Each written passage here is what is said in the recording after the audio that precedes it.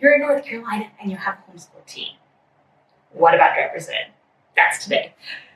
Welcome if you are new here. I'm Tricia, and my oldest daughter is starting 11th grade, and we just went through the driver's ed process. So I thought I would share and dig into it and share with you our process, or how it went for us and how we did it.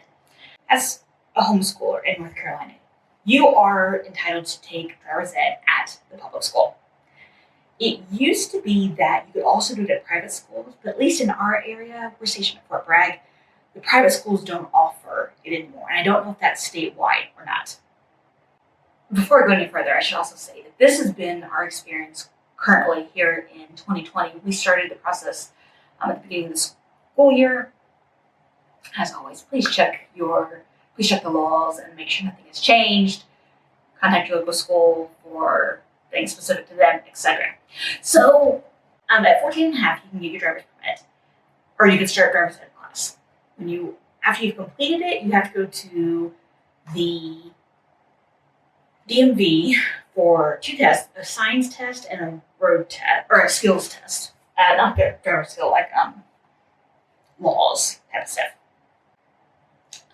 With your certificate that you get from the driver's ed course, and as a homeschooler, you have to request from the Department of Education an eligibility certificate. You can do this through the same website, same login that when you register for your homeschool. Two things about requesting it. One, it takes a couple of weeks, so don't wait until your student is already into the driver's ed course before you request it, but don't request it too early. If you lose a certificate, there is a delay before you can request another one. So if you get it a month before they start their class, I think it's a 60-day or 90-day delay. By the time they get done with their course, you may not have been able to request a new one yet. So there's going to be that delay. Don't do that. Be very careful that when you get it, you put it someplace that is safe, secure, and you're going to remember where it is. And then you, like I said, you head to the DMV. In that first level of certificate that your student gets, they have to accumulate 60 hours of drive time. 10 of those hours have to be nighttime driving, but not during the first 6 months. During the first 6 months, your student is limited to, I forget what time they can start in the morning. I think 6 a.m. until 9 p.m. So remember that you need to have that nighttime driving, but not during those first 6 months. Now, you do have to keep a record of their drive time. And my daughter's driver's ed person recommended an app called Road Ready app that she activates before we start driving. And she'll, it counts it all, emails me a weekly report, and then I can log it from there. So because they have to have their that first permit for a year, watch your timing on that. This was something that I didn't know because I didn't understand it by reading the information. And I just assumed that at 16, as long as she had those 60 hours, she could get her permit or get her license. And that's not true. They have to have that permit for a full year.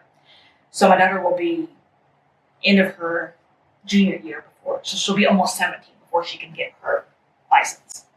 It's not it's okay for us. But if there's some reason that you want your child to have it at 16, watch your timing on that. Now, our experience.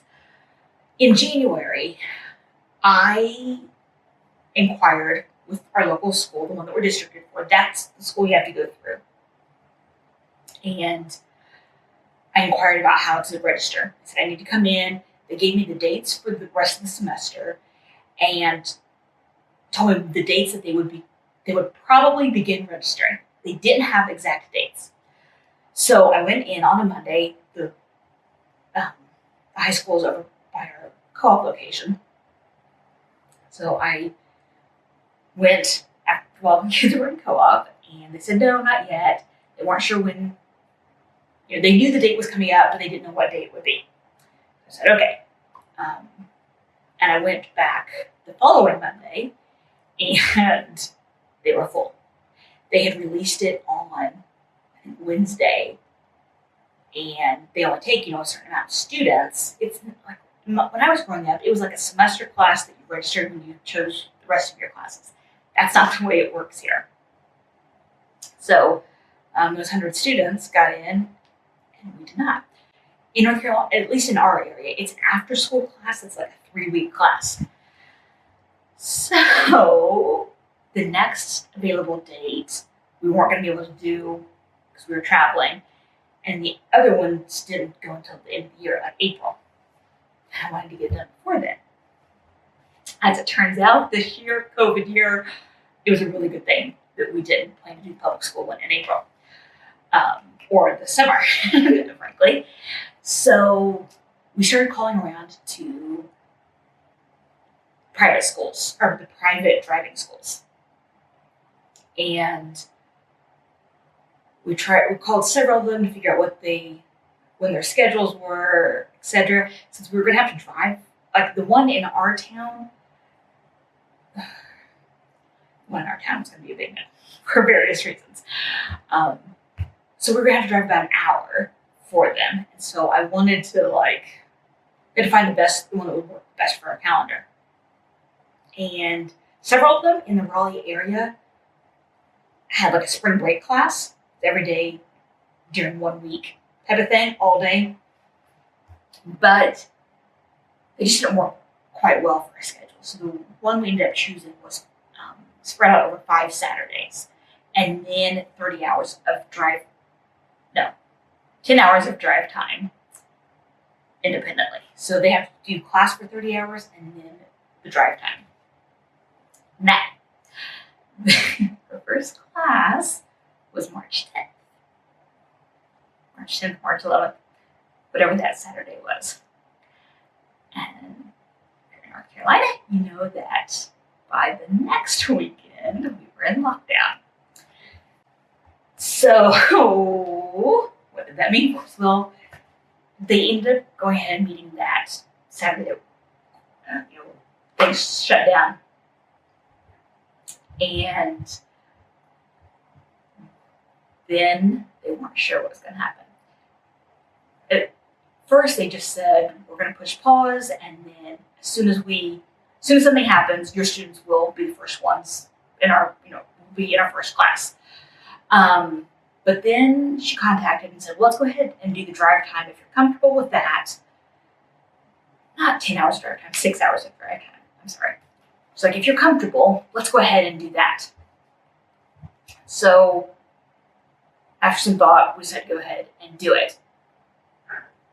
The school that we used does 3 sessions of 2-hour drive time, and it is just the teacher and the student. So it was really good.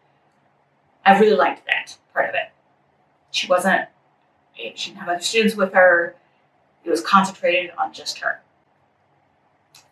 And so that was really good. I didn't say, we ended up using Learn to Drive in Benson, and I can't say enough good things about them. They were fantastic. When she got done with those 6 hours, I was so impressed with what her driving skills were. So she finished those, and we thought, okay, we'll just wait until things come back up, and then we will hop into the class. And as soon as she's done with the class, she'll already have her drive time, and we can go straight to the DMV. The instructor was able to get approval to move the class onto Zoom. So every afternoon for 2 weeks, she had to be present for 2 to 3 straight hours. They weren't allowed to get up and go to the bathroom. They had to be looking at the monitor the entire time. She had an extra adult supervisor checking that, monitoring it to make sure the students were looking at the computer, etc. So it was kind of strict in that way, but it was good. I'm not complaining, but I was surprised. But she got special approval for this from the state DMV. When she was done, they mailed out the certificate. We took that plus the one that I got from the state education department, and that public school students have to have that certificate too. It's just they get it signed by their at the public school, and I think the public school provides it. Whereas homeschoolers, it's the administration, get the administrator of the school signing it, thing. So that's why homeschoolers have to provide it. Now, when we started it, I was told by our instructor to not sign the paper until we were at the DMV. So just because if the student fails, again, there's a delay before you can request another one. I think that was a 30-day delay. And so if your student fails the test and you've signed it, it's dated and you can't get another one. Whereas, if you haven't signed it and they fail, then when they come back, if they come back 2 days later or something, then it's still good. When we went to the DMV, we did have to make an appointment since with COVID, but they were great in there. We went to one that wasn't in our county because our county wasn't doing teen permits. We had to go to a different county, but there was no problems with that, which I didn't know. In my home state, you couldn't do that. Here in North Carolina, that was not a problem. If you have any questions, if there's something I skimmed over or whatever, leave a comment. I'd love to answer and best I can.